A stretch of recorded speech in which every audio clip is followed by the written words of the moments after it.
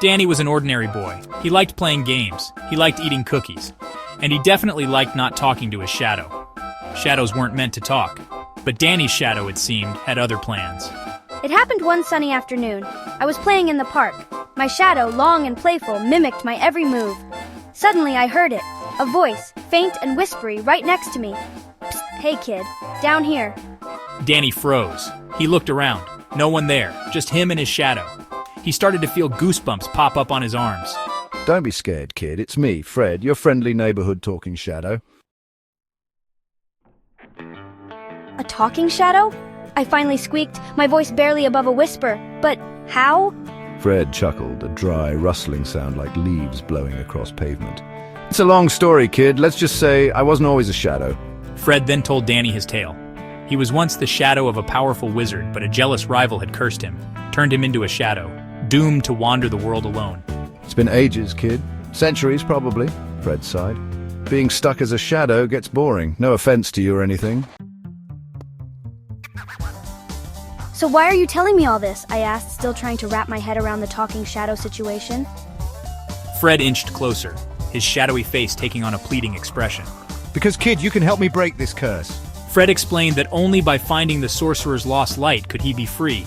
A magical artifact, hidden somewhere, waiting to be found. Danny listened, torn between disbelief and a sense of adventure. Help you? Find a magical whatchamacallit? I stammered. But I'm just Danny, an ordinary boy who eats cookies. Fred, ever the optimist, slapped Danny's leg with his shadowy hand. That's what makes you perfect. No one suspects the ordinary boy. And with that, Danny found himself agreeing to help. What started as an ordinary afternoon quickly turned extraordinary. Their quest for the sorcerer's lost light began. Their first clue, Fred explained, lay hidden in the Whispering Woods, just outside town. Armed with a flashlight and my trusty bag of cookies, I set off with Fred by my side. The Whispering Woods were aptly named. Trees whispered secrets to each other in the wind. Strange creatures rustled in the undergrowth. Holding his breath. Danny, holding his breath, followed Fred deeper into the woods. This way, kid, I can sense it. The first clue, it's close.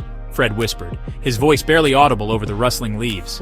They came across a clearing, bathed in an eerie moonlight filtering through the canopy.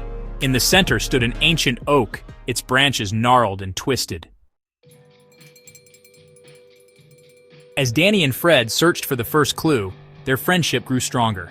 You know, Fred, your sarcastic humor isn't so bad. Fred in turn admired Danny's courage and kindness. And I have to say, kid, your bravery is something else. They faced each challenge together, their laughter echoing through the woods. Whether it's outsmarting a grumpy troll or navigating a maze of whispering willows, we've got this. Their bond deepened with each obstacle overcome. Following a series of cryptic clues, Danny and Fred found themselves at the entrance of a dark cave. The Cave of Echoes. Legend says it holds the key to the next clue. Inside, the air hung heavy and damp. Eerie echoes bounced off the cave walls, amplifying every sound. This place gives me the creeps. As they ventured deeper, they stumbled upon a wall carved with strange symbols. The sorcerer's riddle. Solve it, and the path to the sorcerer's lost light will be revealed. Danny, with Fred's help, deciphered the riddle. It spoke of friendship, of courage, and the power of light over darkness. I think I've got it. As they solved the final line, a hidden passageway opened up, bathed in a warm, inviting light. See, kid, we make a pretty good team, you and me against the world, or at least against this curse. Danny smiled. He knew deep down that this was just the beginning of their adventure, and he was ready for it. With Fred by his side, he felt braver, stronger. The passage led them out of the cave and into a hidden valley, bathed in the golden glow of the setting sun. But their journey was far from over. The sorcerer's lost light is still out there, waiting to be found. And as Danny and Fred stood at the edge of the valley, silhouetted against the dying light, they knew that more challenges awaited them. Whatever comes next, we'll face it together. Challenges that would test their friendship and their courage to the limit. But together, they were ready to face whatever lay ahead.